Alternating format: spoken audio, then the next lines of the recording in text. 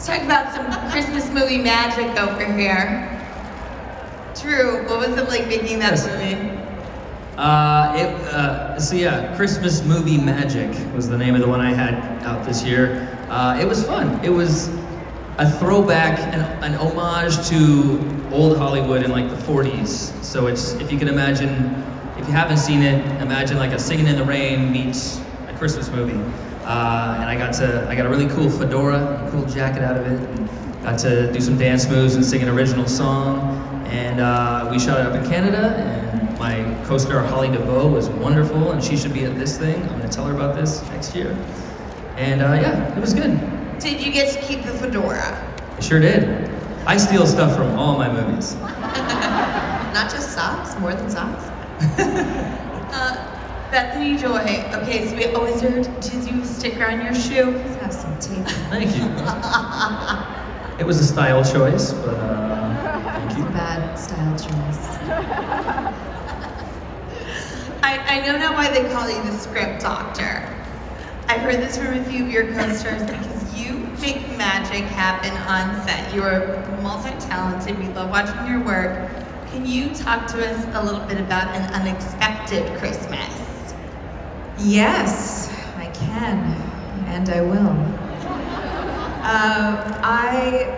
I got the script for Unexpected Christmas, which actually was we had to do the least amount of work on this script because it was so in such great shape when we got it. Paul Campbell, who is also an actor, wrote this script, which maybe is one of the reasons why it was so good, because an actor knows how actors speak, or the things that we think about. Well, why am I supposed to cross this room? It doesn't make any sense. I feel vulnerable. I'm trying to leave. Why would I go to the corner? So it was already written into the script, the things that we would normally have to be rewriting to make it make sense for us as actors.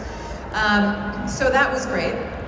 And then Unexpected Christmas, as we went on, Tyler and I just work really well together. We are really of the same mind creatively in a lot of ways, and we had a lot of fun when the cameras got rolling, just improvising and playing, and yeah, it was fun. Can I ask you an oddly specific question about one of the scenes? Sure. Just because this has happened to me in real life, and I was wondering if this was a choice or what happened. There's a scene in the movie where you come out of a store and you take your boot off, and it's like you're getting something out of it. Was that planned? Was that on the fly? What was the situation when you're doing that? Because I thought it was a really great comedic choice, and I laughed very hard in recognition of that moment. That's so funny, thanks.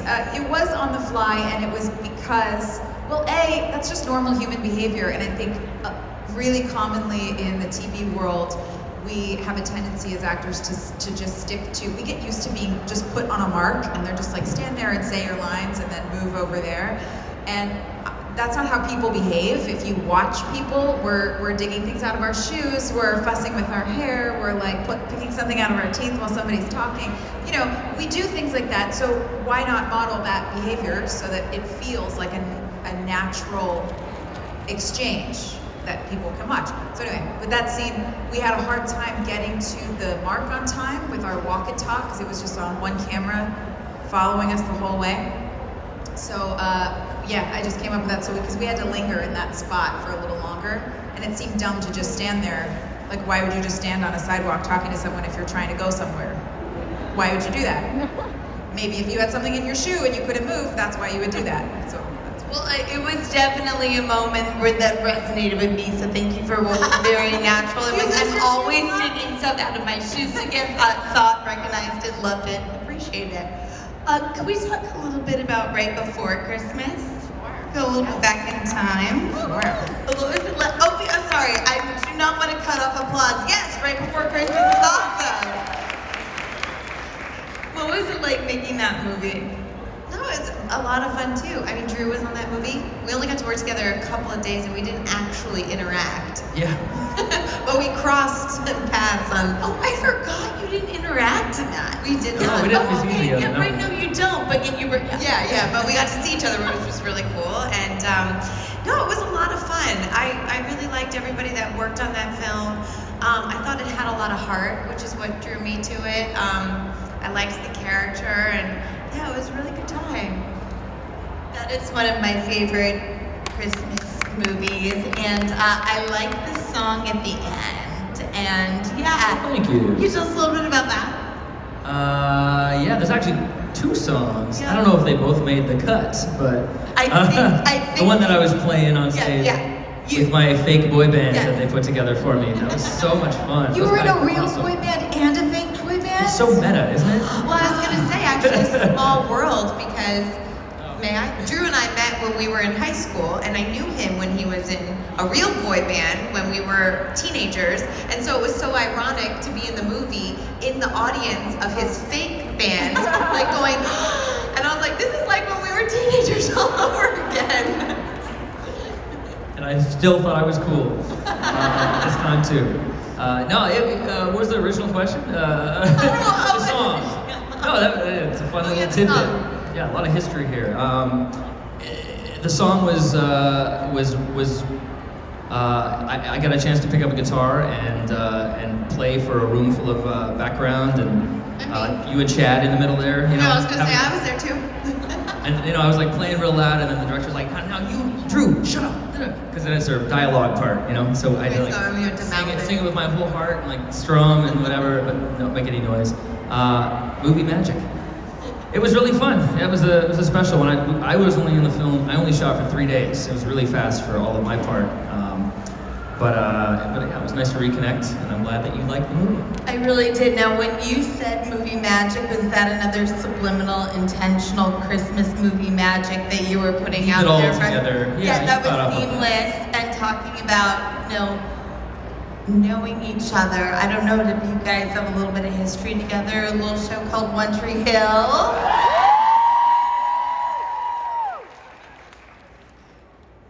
Can you tell us what your experiences was? Yeah, I mean, but yeah, a little bit of action I there. don't know if I really belong in this panel, but There were 2 solid episodes.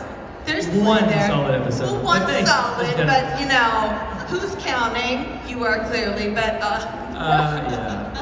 True story. I spilled a whole glass of ginger ale down poor Hillary Burton's back during filming the one scene that I was in, and I was surprisingly not called back. So she was very gracious about it. She was wonderful. Like, get this klutz out It of was here. fun. They're like, yeah, we're gonna write him out of the next episode. Wait, who did you play on One Tree Hill? My character's name was Vegas. What did you? I It never was like seen the episode, show. It was like episode like 103 or 04. It was like first season. Really? I tested for Nathan and got really close on that. Yeah. And then I think the casting director was like, well, you're not that guy, but we like you, so why don't you come back as a Season Raven? 1? Yeah. What was the show? What episode? Yeah, see? I don't know the title of it, but does What anybody did out you there do? know? What did you do with it? What did you do? We were at a house party, playing like a game, drinking game at a table or something. And there was a videotape that wasn't supposed to be played that someone played. Yeah. Okay, I remember you did. That's right. Anyway, it got me my SAG card, so That's so thanks, great. One Tree Hill. Yeah. And here we are, however many years later. Anyone else want to talk about One Tree Hill? Just you, Drew. At the least. Wait, I actually just a sidebar. Can you raise your hand if you've never been to New Jersey before? Is there anybody in here who's never been to Jersey? Is there anybody who this is the only part of Jersey you've ever seen? Okay, listen. 30 minutes north is like gorgeous. I grew up in Jersey. It's gardens. It's called the Garden State for a reason. So don't think this is like. I mean, it's nice to be able to like get to places fast, but go up north and see, or go west. West. I don't The know. West. Go west, young man, and see. It's so beautiful here. It's so beautiful. Okay, that's all I want to say. But Bethany Joy, you're in the podcasting game now. Can you talk to us a little bit about that? Yeah, what do you want to know? So, I mean, I have been listening, and it resonated with me when you talked about the fact that you were a little nervous playing team sports growing up. What? about that made you nervous? Because I thought that was a funny thing that I heard that I thought that maybe they would like to have shared with them. I would just miss the goal or shot or whatever, and then people would yell at me, and I didn't like people yelling at me, so I stopped playing sports. Team sports, anyway. Wait, so this is a little off of the Christmas game, but how do you feel about team sports, Tori? I didn't grow up playing sports. I did play tennis. That was the only sport I played. I know nothing about sports. Did you have the tennis outfit? I did always feel, and this is something I wish I would have felt more confident in, and I definitely now do not. Still, I never felt very confident in a tennis skirt, even when I was younger. I'd always wear like pants, but yeah, I loved everything else about tennis. I love that you were rocking the tennis pants. I didn't even know that was an option. No, just like regular workout pants. Oh. They're not like team pants. Pleated, perfectly pleated. Yes. What about, Drew, can you speak to team sports? No, I'm with these two. I've always been a musical theater guy. That's you are? I played baseball as like a 10-year-old, and I got like most improved player, which is their nice way of saying you sucked before and now you're okay. But yeah, They gave I them. enjoy watching it. I enjoy it. Yeah. They gave them an award for most improved. Seriously. Amazingly, they did, and That's I won it. incredible. I think that we should encourage all of our children like that. I did play in the Broadway League, some baseball games, Jersey Boys against Phantom and against all the other shows, and that was fun. So if there's no pressure, if it's just for fun, then I love it. Did Jersey Boys But I'm kick not Phantom's good. ass? Say again? Did Jersey Boys kick Phantom's You know we did. Don't mess with Jersey. The Garden State. Right. As Bethany noted. So we're gonna take some fan questions. There's 2 mics that you can go to, and then there's going to be 1 floating microphone. So as you guys line up or raise your hands, I do want to quickly talk about 5-Star Christmas. Is that all right if we talk about that? No. I kind of like it when you're a little sassy with me. It's my specialty. Yeah, let's talk about 5 Stars. What did you like about making that movie? Or actually, if we're getting a little sassy, was there something that you didn't like about making that movie? There's always things that are annoying about every project or everywhere you work, But look, we have an amazing job. We had a great cast on that production and a really great director that kept our days moving, that we got all of our shots. She gave us room to play and improvise, and it was challenging to do a regular Hallmark schedule, which is really 3 weeks, a little less, and that's usually for a movie with 2 leads and then a few supporting characters. To do that with 6 or 7 main leads that were all in a lot of the same scenes together, that made it harder. But it wasn't like problematic. It was just more challenging. It was actually kind of fun because then it's a challenge to try and figure out, okay, what can we do? Where can we go? How can we stand? How can we build the comedy around the blocking so that we can get out of here by 10 o'clock at night? But yeah, we had a lot of fun doing that movie. We really did. Yeah, I think that's something that was definitely interesting about that veers a little bit differently from the usual sort of way these movies are made, is that usually the number 1, number 2 in the call sheet, the 2 leads in the movie are carrying mostly the whole thing, but in that, it was such an ensemble piece. Yeah. So yeah, for you to speak to that is interesting because I think that's another thing that made it so great is so many wacky, very specific characters. Yeah, but what you guys often don't realize is you see a dinner scene with 8 people around a table and the scene lasts for, I don't know, like 30 seconds. It's probably like a minute and a half, maybe 2 minutes. 2 minutes, let's be generous. But that scene takes 6 hours to film, So it's very challenging to try and organize all that. So our director, Christy Wolf, did a really great job, I thought. Yeah, she makes fantastic movies She across does. the board. Yeah, I love her.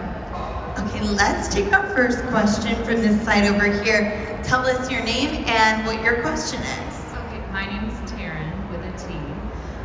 And my question is actually for Tori. I do want to say I love One Tree Hill. It's like my favorite. But Tori, you play like these nice characters on Hallmark, but you've gotten to play a few pretty like evil characters, Nanny Carey, and on Pretty Little Liars. So like, we love Nanny Carey. Great storyline. That was fun. But I just want to know, like, do you enjoy playing those evil characters over the nice characters? Like, how do you go from playing those different types of roles? Because you do well at both of them. Thank you. It's funny. I think every actor, we love to like dive into weird, twisted characters because you get to step outside of yourself and play something totally different. And it's definitely more challenging, and I always feel like I leave the day feeling so gratified and just like exhausted in the best kind of way. And so I feel like these kind of films and playing these kind of characters are kind of like little breaks for me from that stuff, you know, like, oh, I don't have to cry for a little bit, that's great. Like, I'll take a little break from that.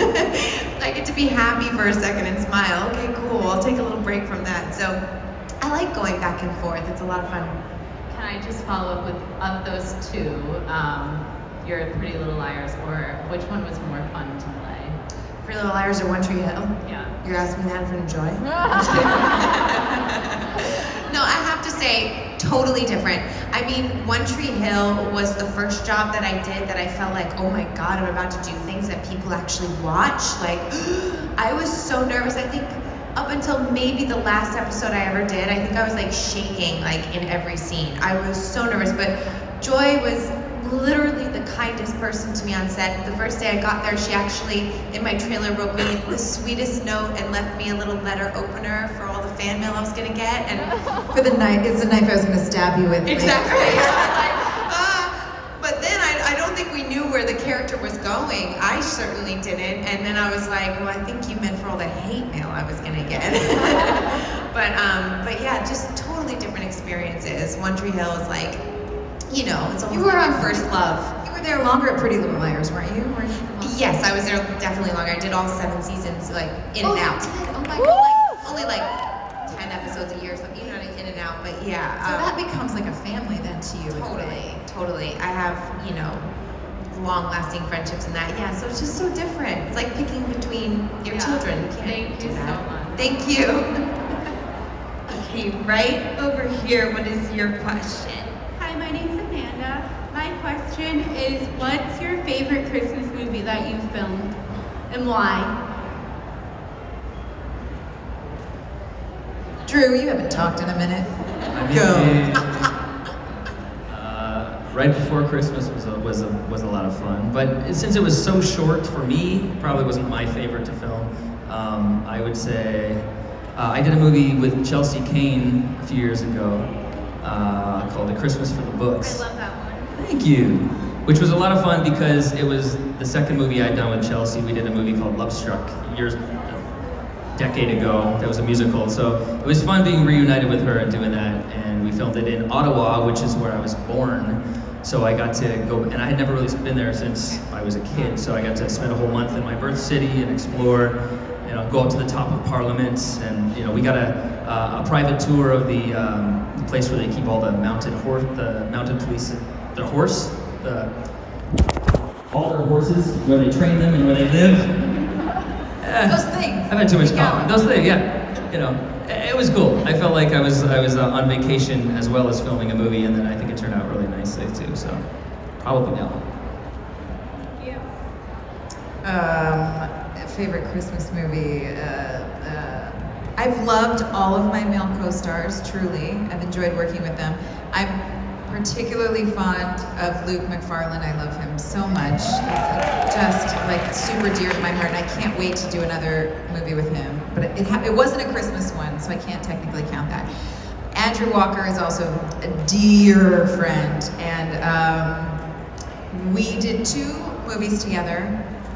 Bottled with Love was probably my favorite experience overall because everything just came together, right? And we really just had a great time from top to bottom. But since it's not a Christmas movie, I have to say Snowed In. I just had a blast. I love Winnipeg. I loved what we were able to do with that script, and I loved our director. We had so much fun. It was my first time doing comedy in a really long time. So that one holds a really special place in my heart. Thank you. I have to say this last one I did, Christmas Promise, just because I said how I mentioned how I dealt with grief and something I hadn't done in a Hallmark movie before, and I loved working with Dylan. Bruce was such a great guy. We laughed so much. Was a great juxtaposition to the content of the film. But I think that's my favorite. I mean, I'm just like I did love all of them, but that's my fave. Thank you so much, and thank you for being here this weekend. Thank you. Thank you. Thanks. Yes. You right over there. What is your name and your question? My name is Harper, and my question is, what is your favorite movie? Harper, hi. Harper, are you asking us favorite movie of all time of anywhere ever, or favorite Hallmark movie, or favorite, like, can you be a little more specific? She was like, I wasn't planning on that, Mom. You're so brave. I really wasn't. So cute. That's okay. So maybe a favorite movie ever. Yeah? Okay, cool. Okay. You Do guys I need know? now? Tyler Hines actually made me decide this because this is a recent conversation. We were on set and he said, Joy, what's your favorite movie? I was like, I can't pick a favorite. There's too many. I can't. He said, by the end of this movie, you have to decide. It's not an acceptable answer. You have to pick a favorite. I was like, okay. So by the end of it, on our last day of production, I said, all right, I'm pulling the trigger. I have a lot of favorites, but I'm gonna say Shawshank Redemption. Great one. Also have a lot, but Yeah. also gonna go back to Singing in the Rain. 'Cause that's, Oh God, that's one of my favorites too. it's just so good on so many levels, and I'm very happy when I watch it. So Oh my gosh, I have way too many favorite movies as well. That's so hard. I'm going to pick one of my favorites so that you could actually watch, Harper. And I'm going to say one of my all-time favorite movies that is kid appropriate is Newsies. I love that movie. So good. That was a great movie. I love the Singing in the Rain because, you know, Shawshank is my favorite movie, but I kind of don't want to watch it very much. But yeah, a movie that you really want to just keep watching over and over. Singing in the Rain, that's Oh, Harper, you know what else you have to see? There's a movie called Labyrinth. You seen that? You gotta watch that movie. I'm serious. Write these down, Harper. Harper, do you have a favorite movie? What is that? Okay, now I'm thinking. It's hard. Just Dance, I'm Lemonade stumped. Mouth, I'm stumped. Moana, Holes. Luca. I just saw Encanto recently. That was really good. Oh, was it? It was awesome. I've heard that. So, well, now you've got a whole list of movies that you need to add to your repertoire, and that was a really good question. Thank you so much for asking. Thank you, Harper. Thank you. Okay, right over here we have a question. Yes. My question is for Tori. Do you have a favorite part or a favorite scene from Chicago Med?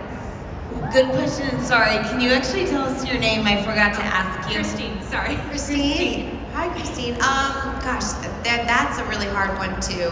I think though one of my favorite scenes is probably when I got to play violin with the girl that was going in for surgery with her ear that was a musician. That was fun because I feel like I always wanted to play violin with something I was acting in, but I wanted to be very specific about it, and so I said no to playing violin in a lot of projects.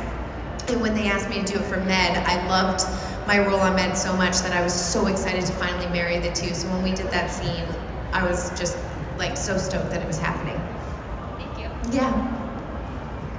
Yes, back over here. Hi, my name is Kim. I'm from Ohio. Since you guys have all done TV and movies, do you have a preference, or what are the pros and cons to both?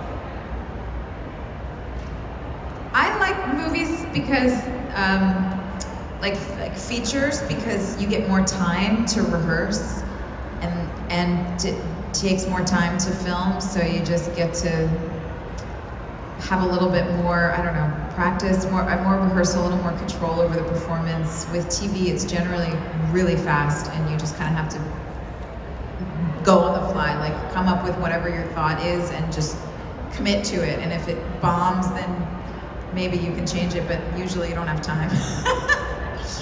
Yeah, I like the time of movies better. Yeah, I second that. And I third that. And live theater. That's Well, that's better. the best. That's, yeah, for me. Oh wait, so can I quickly pop in with the question, what is your favorite live theater experience that you've done? Yes, or well actually, yes, and that you've been in or that you've just been in the room where it happens. Hamilton reference for those of you who are. Yeah.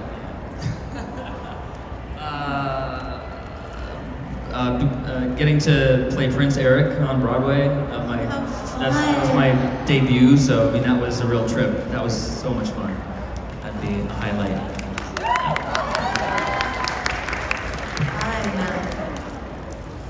Well, my favorite theater experience, the first play I ever did, I got to play, it was called Eleemosynary by Lee Blessing.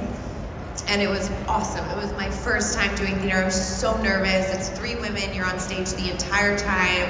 And I had to do like a spelling bee the whole time, spell and all these crazy words. And my mom to this day always says, she's like, I think that's why you booked Chicago Med and can say all those doctor words because it was that Eleemosynary. I'm like, okay, Mom, whatever you say.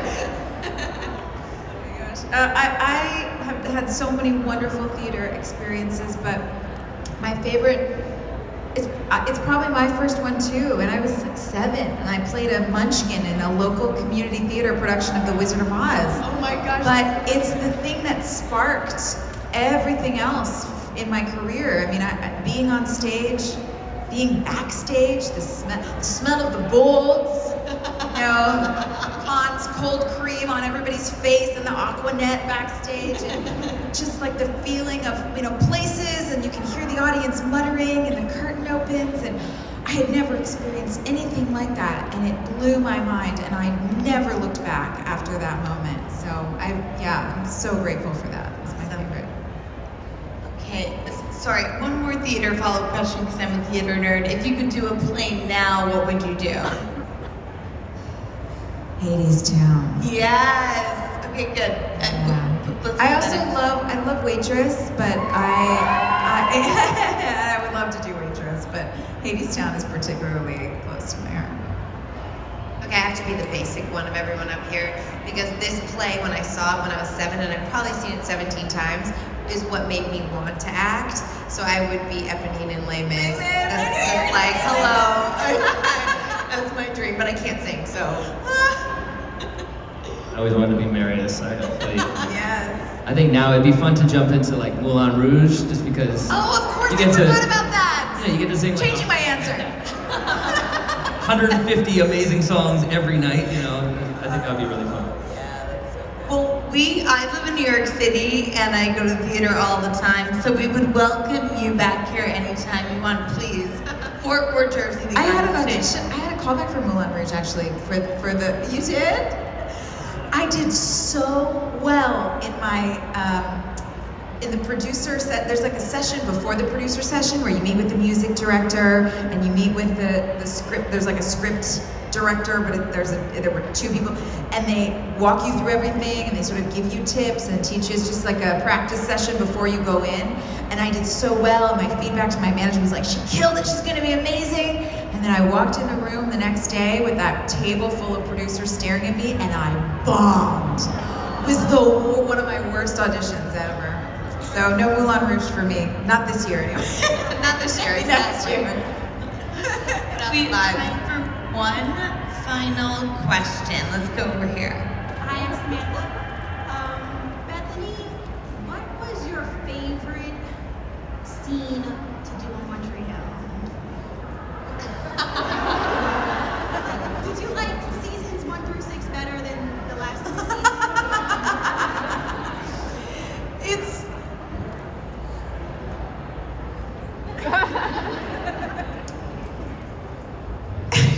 sorry. I never know how to answer this question because it's like someone asking just to put in perspective so you understand, because I know for you guys, you just watch it, you've seen every episode in what's the word? Yeah, but you've also watched them in a row, and you know the storylines so well. I never watched the show because I was doing it. So this is my Drama Queens, our podcast, is my first time watching the show.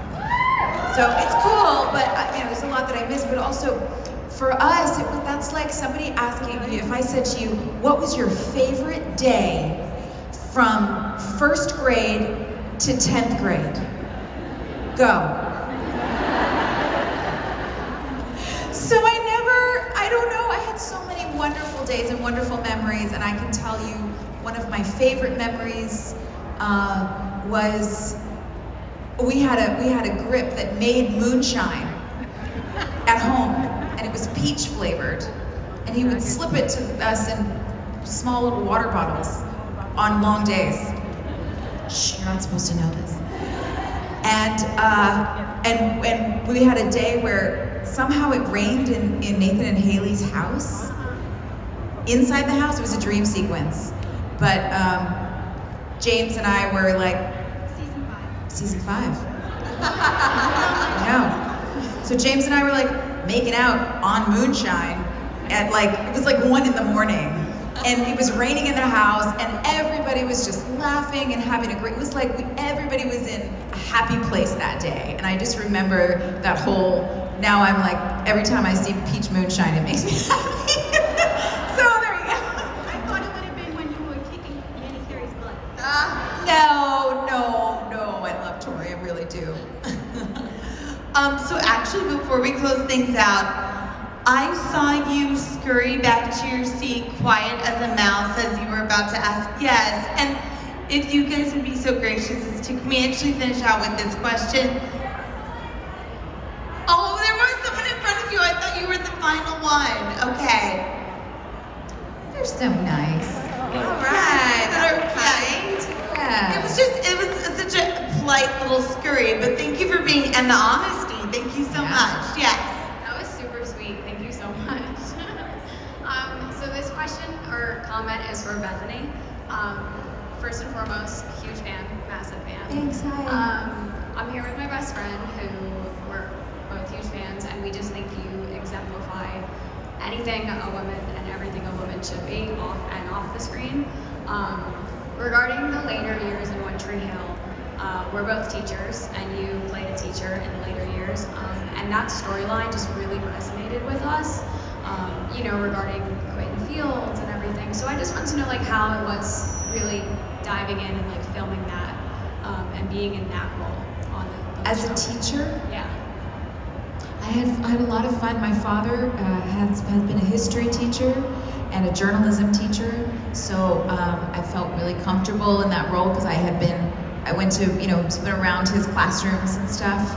So I loved it, and I feel really natural in a role, in a mothering, leadership sort of teaching role. So it felt really natural. And have you guys ever had to memorize really long speeches? I'm sure you have. Do you have any tricks for memorizing long speeches? I write. I have to write it 7 times. Really? Before I go to bed. Before you go to bed? My head, yeah. What do you have to do? If I learn it the night, I can't, it's harder the same day. If I sleep on it, so I try to really get it in my brain at least before going to sleep and wake up. Yeah. Break it into thoughts, but yeah, it's not, paraphrase when you're allowed to. Right. It's hard, playing a teacher, you have a lot of long speeches because you're, giving a speech. So what I would do is, I would memorize the speech to a song. So the tune of a song that I knew really, really well, and I would just turn all the words into lyrics, and then I was able to get, so anytime you see me as Haley giving a big speech, it's just I'm playing through the song in my head, and just my mouth is just going. It's Joy singing it and Haley speaking it. That's right. So there's a little tidbit for you. That's so cool. Thank you for your question. First of all, before we give it up for our stars today, I just want to thank all of you for being here this weekend. You've been amazing, funny, wonderful, and gracious. So please give yourself a huge round of applause. Thanks for everybody. And finally, let's